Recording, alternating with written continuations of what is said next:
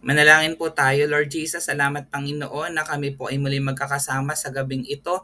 Ang amin pong samot dalangin ay gabayan nyo kami, Lord Jesus Christ, sa aming pong pag-aaral. Balutan nyo kami ng inyong nga pong banal na dugo. Gawin nyo po kaming marapat, malugod sa inyong pong paananaw, Father God. And we pray, Lord Jesus Christ, kung ano man yung mga problems, issues, and concerns po namin, Panginoon, katagpuin niyo po kami sa mga oras na ito. Sa inyo, Lord, ka ng papurit pagsamba sa pangalan ni Jesus. Amen. Ang pag-aaral po natin tonight sa ating topic 165, Shared Burdens. Ang main text po natin ay kukuhanin natin sa Galatians chapter 6 verse 2. Ito pong sabi ng salita ng Diyos sa English version. Sabi dito, share each other's burdens and in this way obey the law of Christ. Yan. So sa ibang translation po, carry thou each other's burdens and in this way, you will fulfill the law of Christ. Yan. Sa Tagalog, magtulungan daw tayo sa pagbuhat ng pasanin ng bawat isa. Sa gayong paraan ay matutupad ninyo ang kautusan ni Kristo. So this is a reminder to us, yan, as believers of Jesus Christ. So napakahalaga daw na we share the burdens of each other. Kasi 'di ba iba-iba naman talaga yung pinagdadaanan ng bawat isa.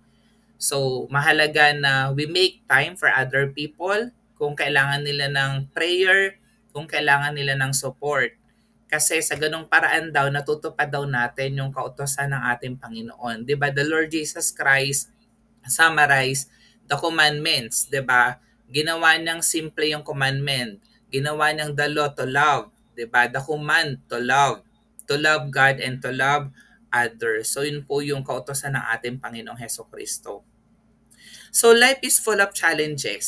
Hindi tayo exempted dyan. So marami tayong attendees tonight, mga estudyante, mga nagtatrabaho, 'di ba? May mga pamilya. And then sabi dito, and none of us are meant to carry our burdens alone. Hindi po kalooban ng Lord na kung may mga pinagdadaanan tayo sa buhay, kung may mga problema po tayo po ay nag-iisa na hinaharap ito. Ayan, so just like last night lang, so kasama ko yung mga former churchmates ko, so mga pinag-usapan namin, yung mga pinagdadaanan nila sa buhay nila. So we make sure na we are available for each other. Yan, so we share our burdens together. So as believers, we are also part of the body of Christ. 'Di ba? So hindi naman tayo isang tinawag ng Lord for ourselves alone. So parte po tayo ng katawan ni Kristo. So we are called to walk with one another. Kailangan andun tayo na lumalakad kasama ng bawat isa. Encourage one another and share one another's burdens. Kasi sa ganong paraan daw, we fulfill the law of Christ. A life of love, a life of unity, and a life of service. Yan. So sa ating pong historical background, nilagay ko dito yung dalawang main text na gusto po nating basahin para patuloy po natin na maalala yung sinasabi ng Lord to share burdens with each other. So yung Galatians chapter 2 verses 1 to 10, babasahin po natin mamaya dyan. So nagsulat po nito ay si Pablo. Paul recounts his visit to Jerusalem where he affirmed his calling alongside other apostles. Dito sa verse na ito, he also emphasizes that the gospel unites both Jew and Gentile, breaking barriers between believers. 'Di ba? So regardless kung tayo po ay mga Israelites or hindi po Israelites, sabi dito, we are united in Christ. In the same way, kung tayo po ay may mga ibang churches, 'di ba? Kung tayo po ay located sa different places, 'di ba? So we have different personalities, we are still united as believers of Christ.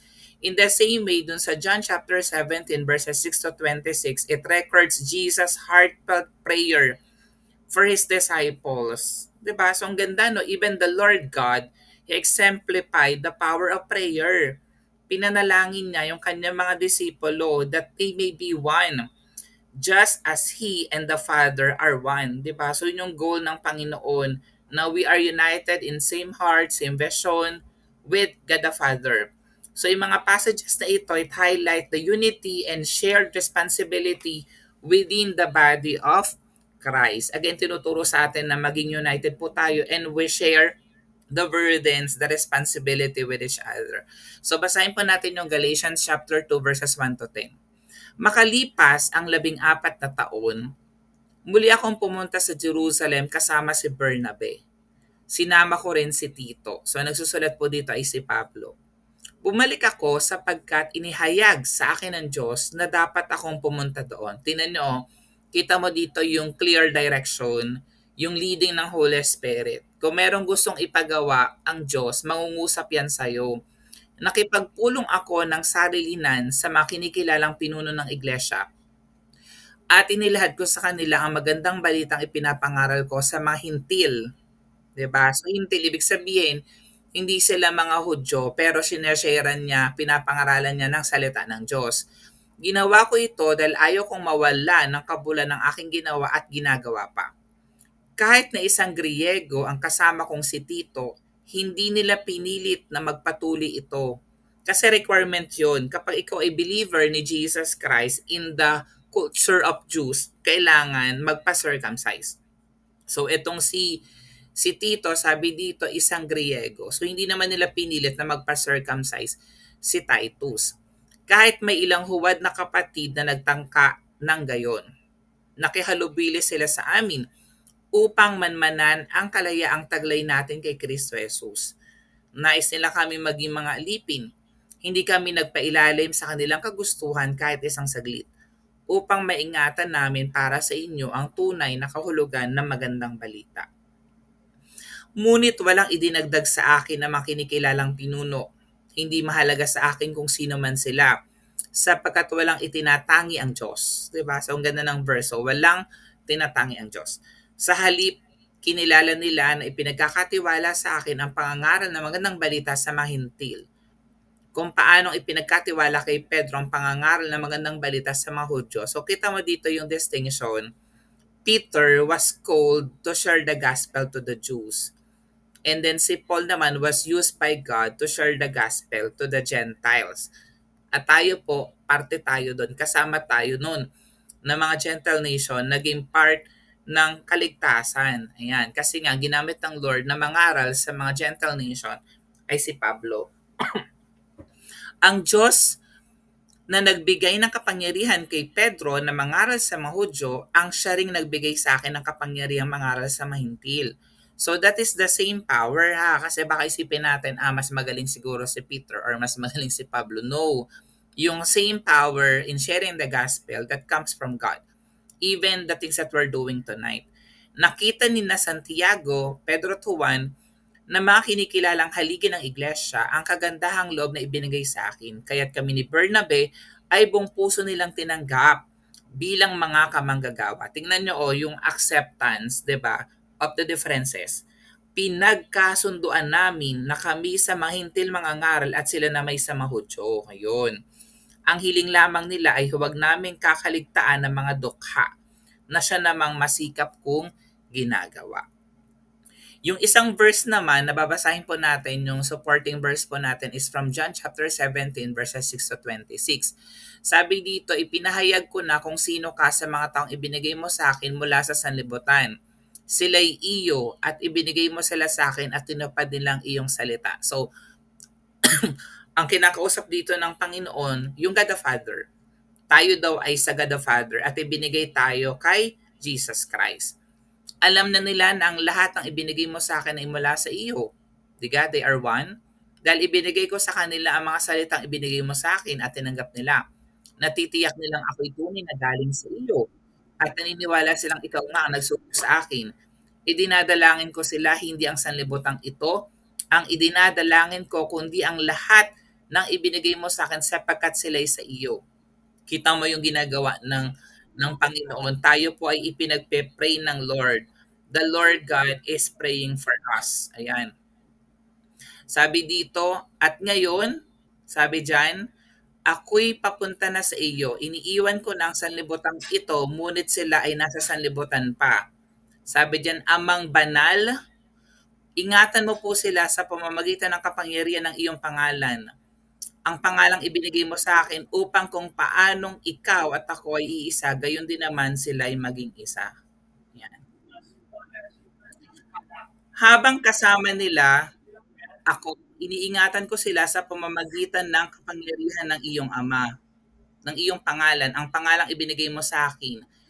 Pinangalagaan ko sila at walang napahamak sa kanila maliban sa taong tiyak na mapapahamak upang matupad ang kasulatan. Sabi ng verse 13, ngunit ngayon ako'y pupunta na sa iyo at sinasabi ko ito habang ako'y nasa sanlibutan pa upang mapuspos sila ng aking kagalakan. Ayan, naibigay ko na sa kanilang iyong salita at kinauputan sila ng sanlibutan. Sapagkat hindi na sila taga-sanlibutan tulad na hindi na sila taga-sanlibutan. Hindi ko dinadalangin kunin mo sila sa sanlibutan, kundi iligtas mo sila sa masama. Ayan, sabi diyan, hindi sila taga-sanlibutan tulad ko na hindi rin taga-sanlibutan. Ibukod mo sila para sa iyo sa pamamagitan ng katotohanan. Ayan, ang salita mong katotohanan kung paanong isinugo mo ko sa sanlibutan, gayon din naman isinusugo ko sila sa sanlibutan at alang-alang sa kanila itinalaga ko ang aking sarili para sa iyo upang maitalaga rin sila sa katotohanan. Yan. Ituloy po natin. Yan, tuloy lang po natin sa verse 20.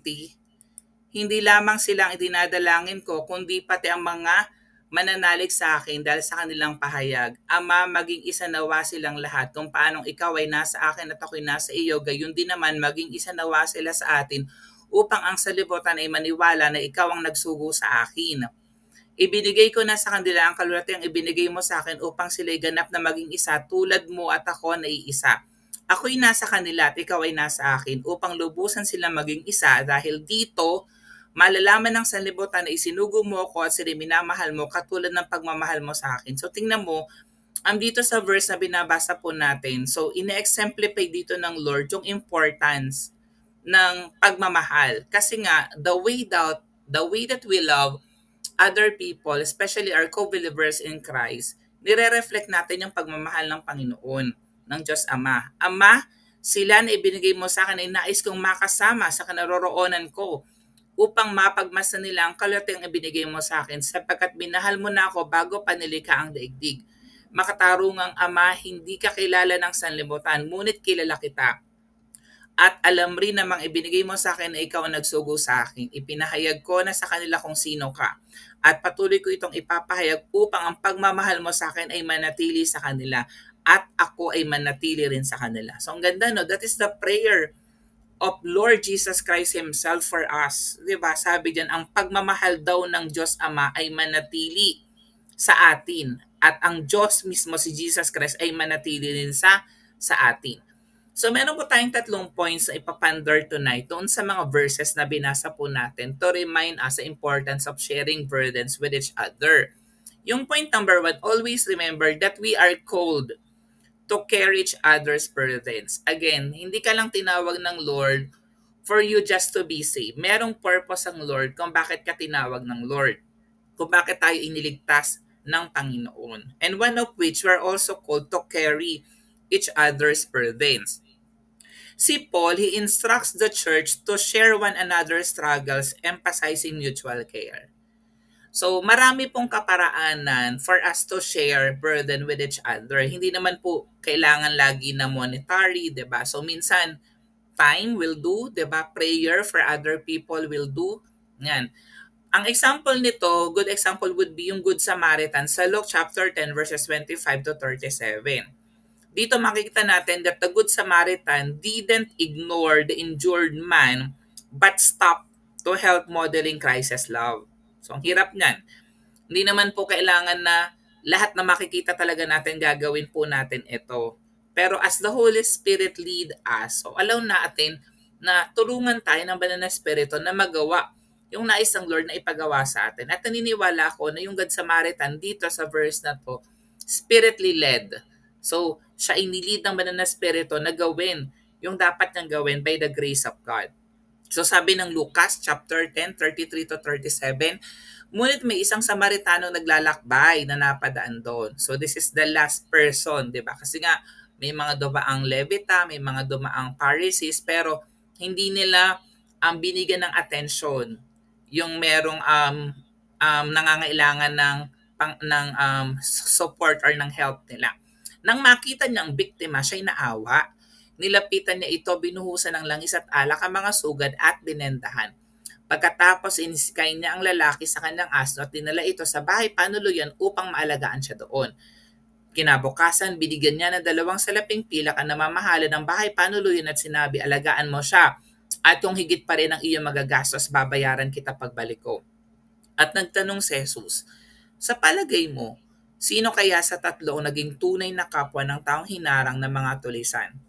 Ang taong tumulong sa kanya, tugon ng dalubhasa sa kautusan. Kaya't sinabi sa kanya ni Jesus, kung gayon, humayo ka at ganun din ang gawin mo. So yun, in the same way, tayo, iba-iba yung mga circle of friends natin, iba-iba yung sphere of influence ang bawat isa po sa atin.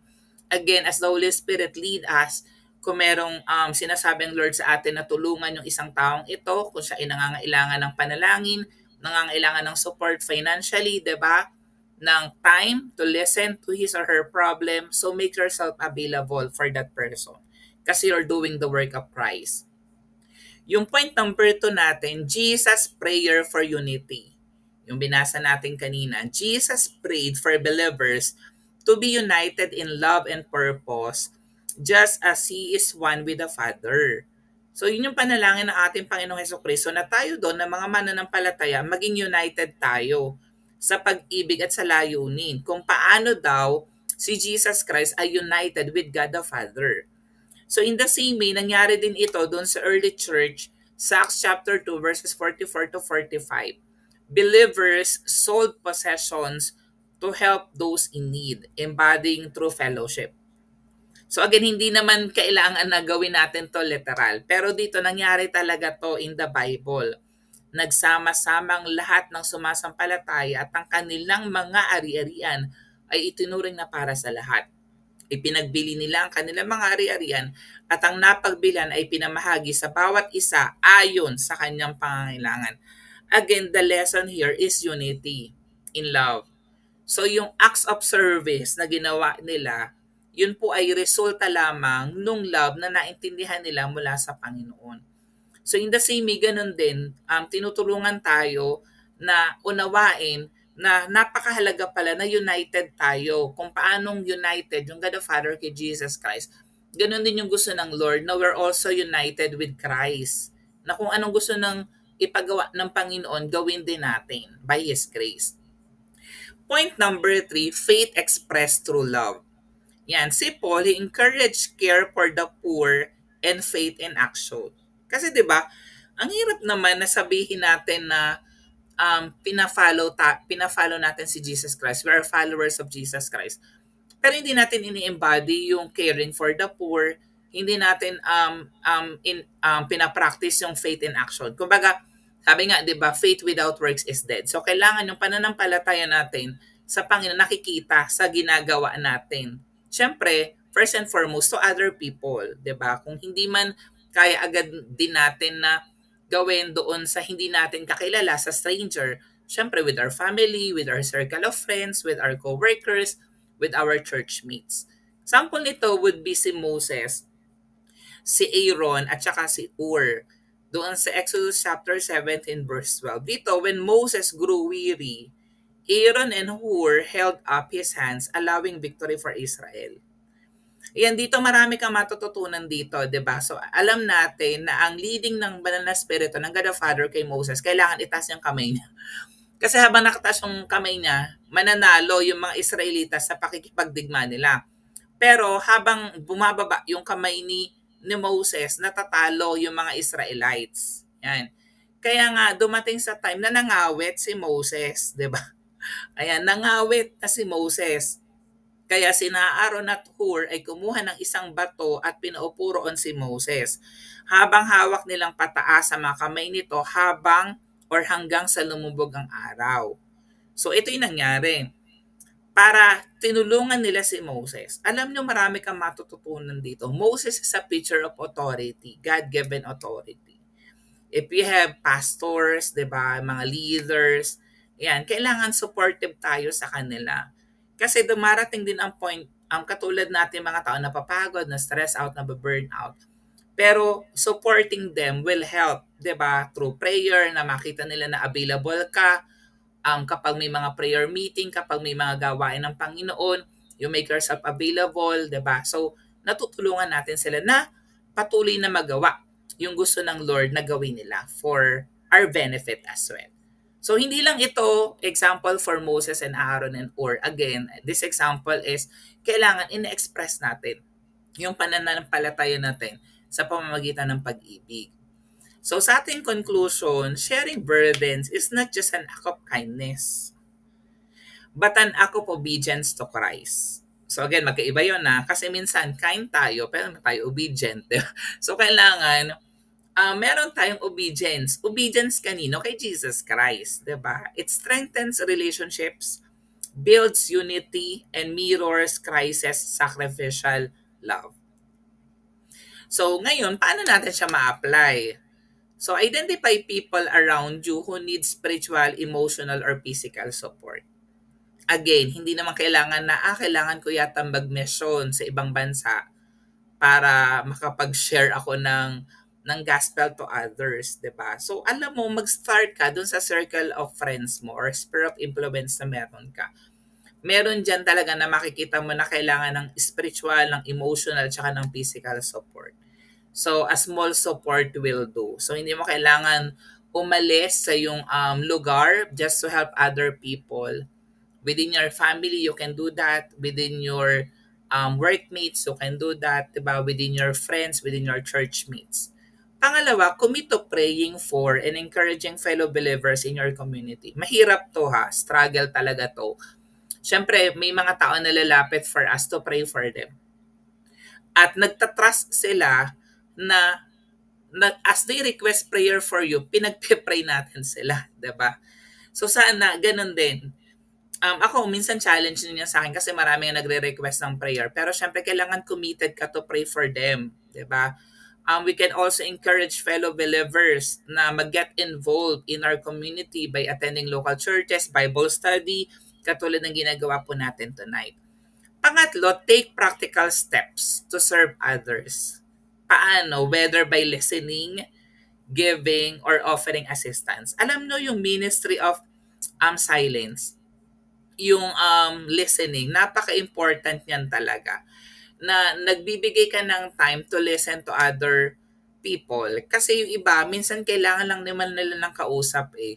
They just need someone to listen to them.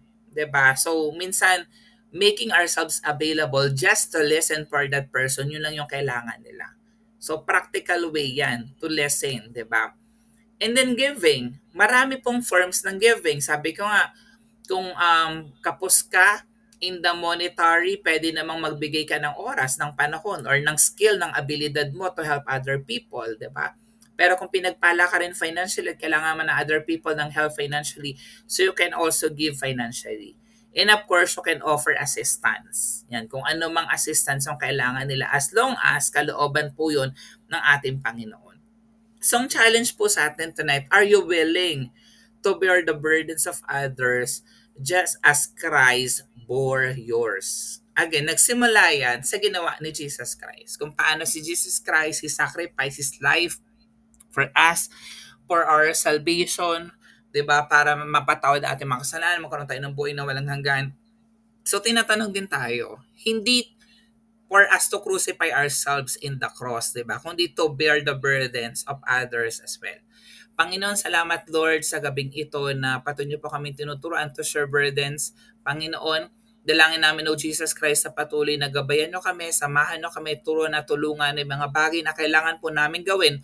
Magawa po namin sang-ayon sa inyo pong kalooban to help other people. Panginoon, i-lead namin sila sa inyo, Father God.